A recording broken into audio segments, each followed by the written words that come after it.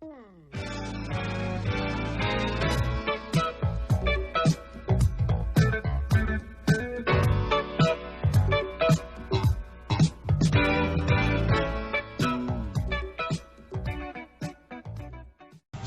last night shenanigans involved taking off timing chain cover, and I actually did it, but yeah, it wasn't without struggle. I actually forgot a bolt, and it was just in here. I said to myself before I took them off to remember to take it off because it's there and it's sort of hidden, but yeah, no, I didn't, and yeah, I had a bit of struggle trying to take this off without taking that bolt out. So. But once I did, she just popped straight off. So that was after I'd gone through with a putty knife or like a plaster sort of tool. I don't know. Gone around and just separated the silicon a little bit. But yeah, no. So what I did, I went around and gave all the bolts and nuts. There's 4 12mm at the top as well. This one you'll need a deep socket bit for. With a 12mm. There's another 12 here, so there's 1, 2, and then 3, 4. The top one's a 12mm. The rest are all 10. So it's 4, 5, 6, 7, 8, 9, 10, 11, 12, 13, 14, and then 15. There's just one little prick in here. And yeah, that was the one. So yeah, I'm just going to go through. I'm going straight with the rubber gun. I've just recently put this back on, so yeah, so I could explain to you how I did it. But yeah, if you're gonna use your rubber gun straight up, I definitely suggest WD-40, all the nuts and bolts. So the top 2 are nuts, and that's got a bit of a threaded rod on there, or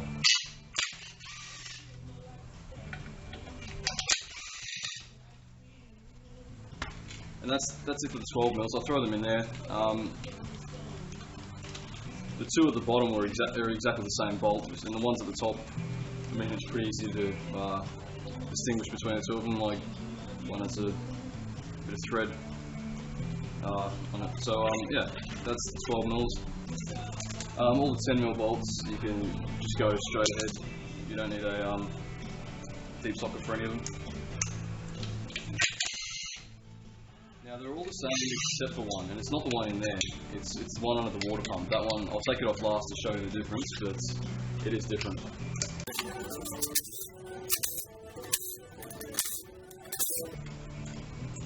That's just a little clip for, I think it might be the cord that goes to the sensor here.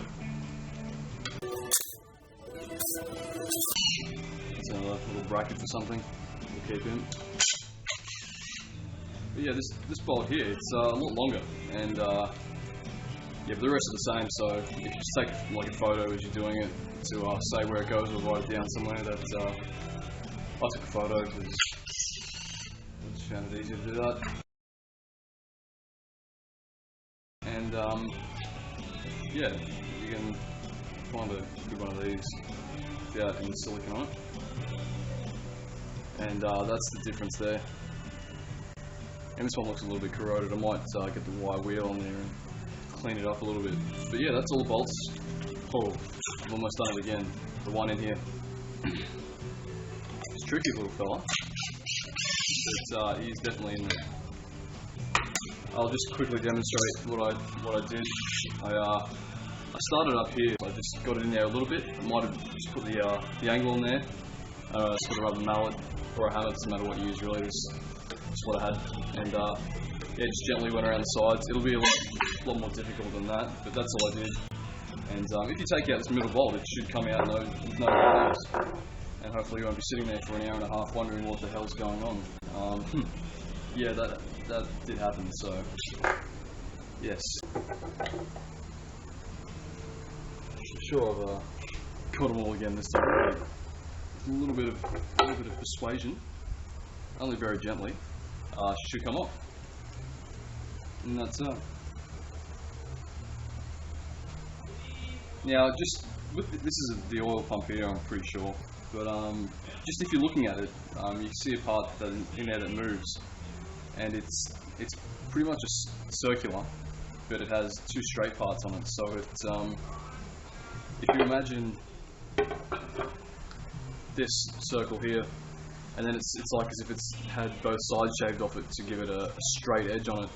And that, if you look on the crank here on the end of it, it has the same thing with two shaved parts on either side, and that just allows the oil pump to turn with the crank and pump the oil. So that's how that works, I'm pretty sure. That's what I guess from looking at it, sort of thing. But yeah, no, that's valve cover off. That's pretty good. I'm refreshed this morning. I'm not as grumpy as I was with it last night, as you could probably understand after an hour and a half of nothing but struggle and stupidity. Now, what I should have brought down out of McGann is a putty knife to slide in between the timing chain cover and the cylinder head and block. But I'm gonna make do with the weird shit I have lying around here. Jesus, I don't want to go up to the car. Alright, let's find something stupid.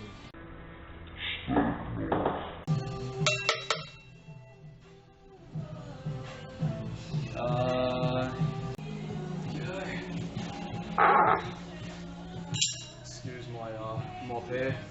I'm obviously not due for a haircut.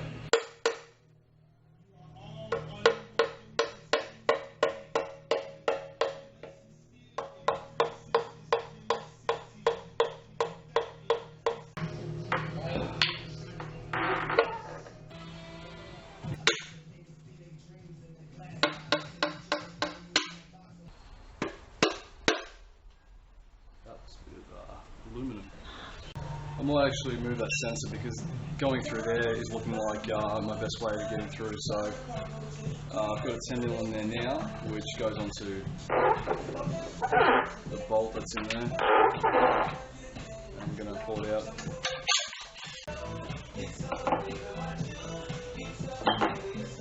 There we go. Put it in your pen. Got heaps inside. I put everything down here. I even brought a fan down here. But I can't bring a fucking pen that works. That is hitting something.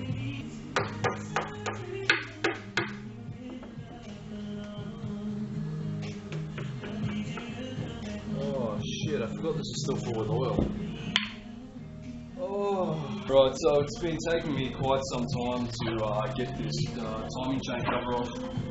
And I've forgotten completely that I never drained oil out of this thing, and it's now slowly dripping out of the bottom here. So what I'm going to do, try and drain some of this oil. I don't even know what size bolt that is. It's 14. Hopefully it should crack. Yeah. Just going to drain the oil. That's another thing with the height too that I have this at. It's like I can barely get anything under there except for this lawnmower catcher. I cracked it and slowly get it to a point where it's just holding in the oil, and then I'm just going to zip it out of there. Hopefully most of it goes down into this instead of the other side. Catch any of the oil that does go the other side. Let's get some rags and put them there. There-ish. Sit that there. Okay, so I'm just twisting it. Alright, there it is. It's pouring out quite nicely now. Try and get you a look in there. It is going over the front edge, but okay, maybe there's more I could do. That's how it's going. Yeah, not fun. I can't see if it's leaking under there though, so that's promising. It's getting to a level where this really needs to be on an angle back that way.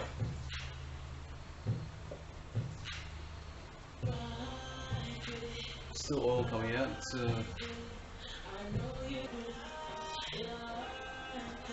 there's not a great deal coming out anymore, so I'm going to put this bolt back in. And oh, so oily.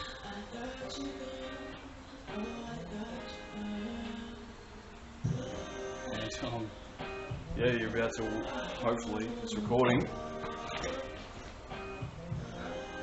It is, so you might see a huge fuck up here, and I might ruin the floor here in Marvin's garage, and he would not be. Oh, tell you what, that's right on the lip. Okay, it did overflow a little bit, but the rags caught it. Caught some of it. Fuck. Yeah. I guess what I should have drained it before I even took the engine out of the car, so that's well and truly my own fault.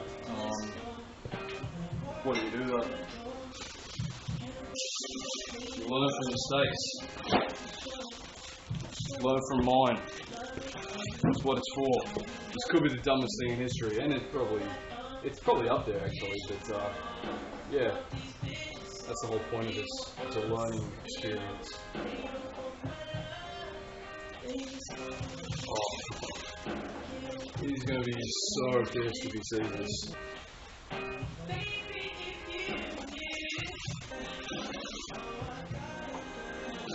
That was interesting, to say the very least. Just tighten that up all the way, just finger tight. No, good fun. I'm just going to skull drag this back on.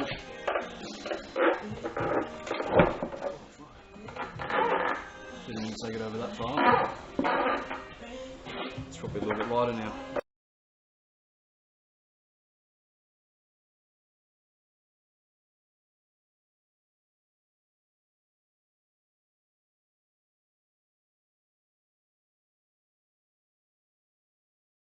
Now, according to one of the write-ups, the next step is to take off our chain guides and the tensioner here.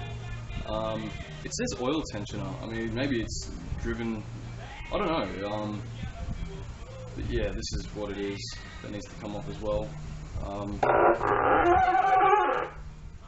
Just having a quick look at it. I'll take a few pictures first, actually, just so I can.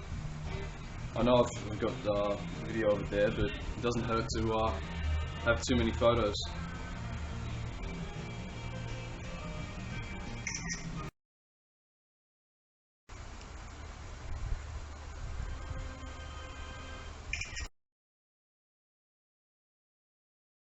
Before I actually took that off, I turned the crank to get everything aligned. So this first piston's at top dead center. And when I go to put the chain tensioner back on, this is the position of everything where it needs to go back in place. Yeah, there's little alignment lines here for the intake, and there's 2 dots here for the exhaust. But yeah, I'll explain it when I put it back together in more detail as I learn what I'm doing. But yeah, these look like they might be 10 or 12. They're 10s. I might just stand up for this one. And I might use a little extension.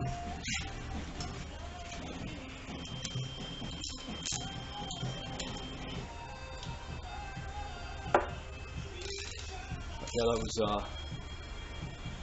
yeah, very, very easy to get off. Yeah, it's interesting. But yeah, I'm going to try and remove them evenly as I can. I don't know why, but I just feel as though this seems to be like a plastic, and I don't want to break it. I mean, it's probably really cheap to get a replacement from Toyota, but yeah, I don't want to. Ooh, there we go. We just saw the chain had relieved the tension that was on it, and it's pushed the plastic away, which yeah, just demonstrates what plastic does. It keeps the chain from going crazy. I wish I could spell. Still probably wrong. Now I'll take this one off. It looks to be, oh, okay, that's obviously it's not bolted up here or pivoted off here. It's pivoted off here. And so what I think it does is it sits here where my wrist is. It's locked in place, sort of thing. And this tensioner just moves back and forth to push the chain in and out. And up here it doesn't. It needs to move in order for this to have any purpose. So go through 10mm again.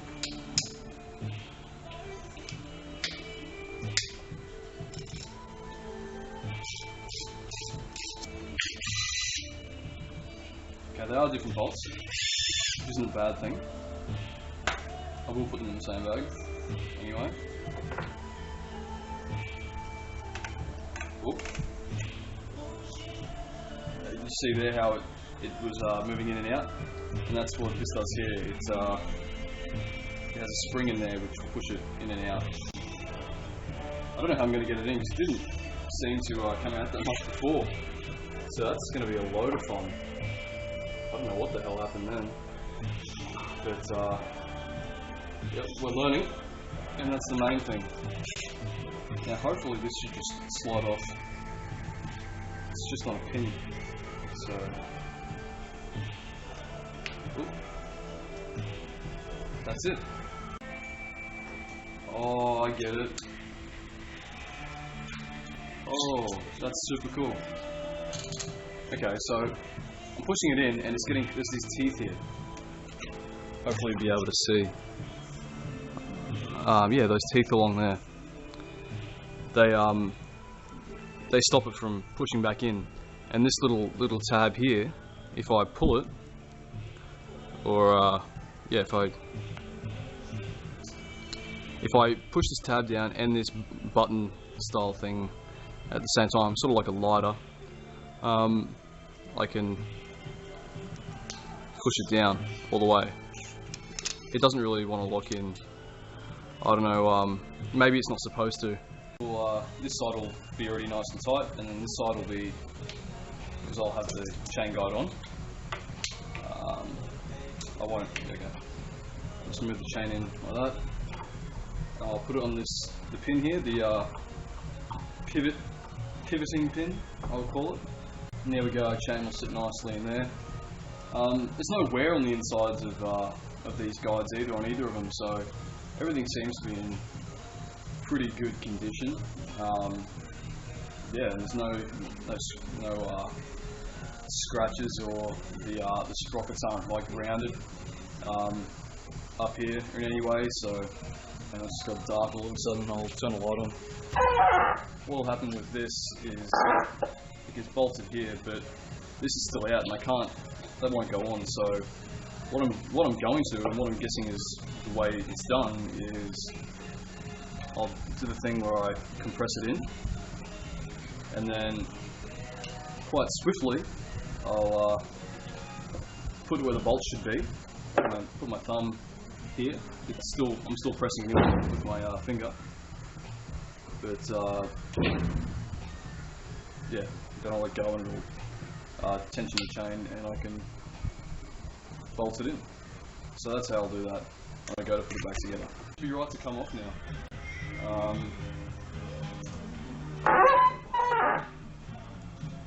Oh Jesus! It's sort of the valve springs push the camshaft. When the valve springs retract, they're pretty, obviously very well compressed, and they've just flicked one of the cam lobes, and it's turned the sprocket. But yeah, no, that's what's happened there. That's what's made this jump some teeth, actually. So, but yeah, that's it. There's the two orange links there, and the yellow one down the bottom there. I'm gonna put this in a Ziploc bag of its own. Hopefully, I'll know what it is without having to label it. Okay, now I'm sure there's a certain order for removing the camshafts, but I don't know what it is.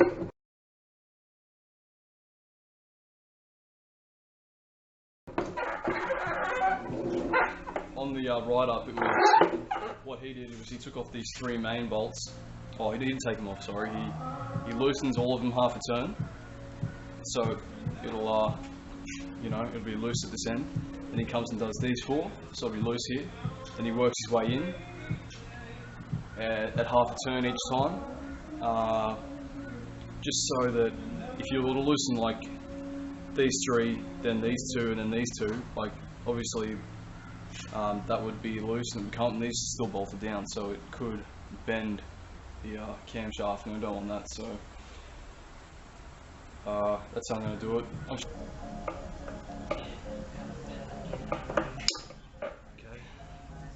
it's half a turn.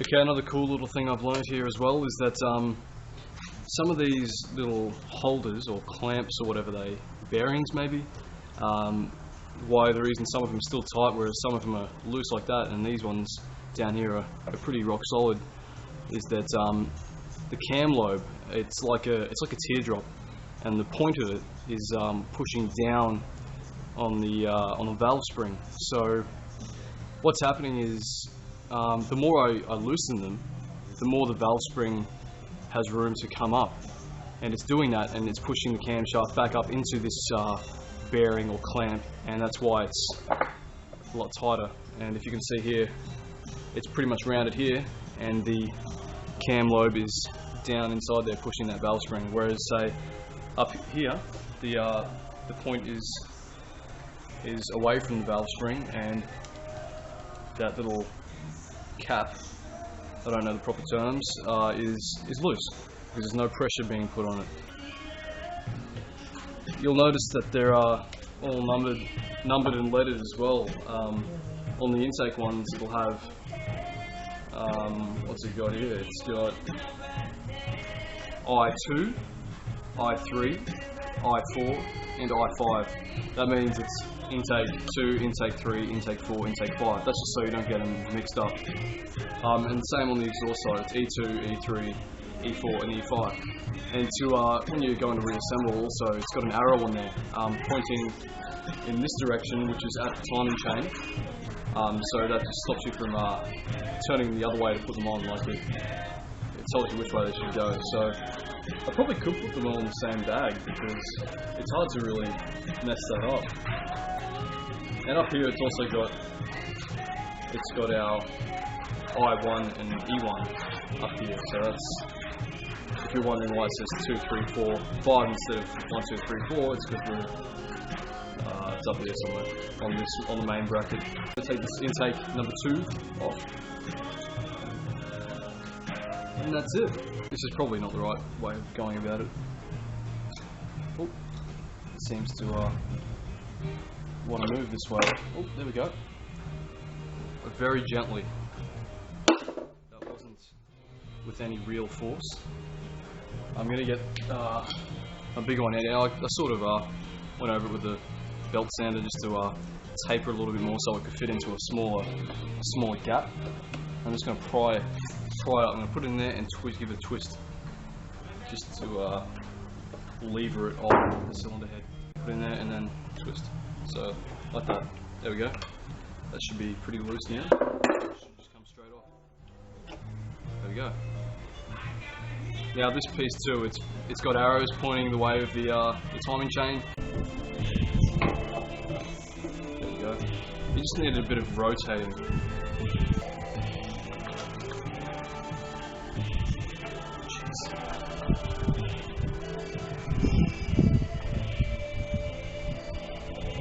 This is so awkward.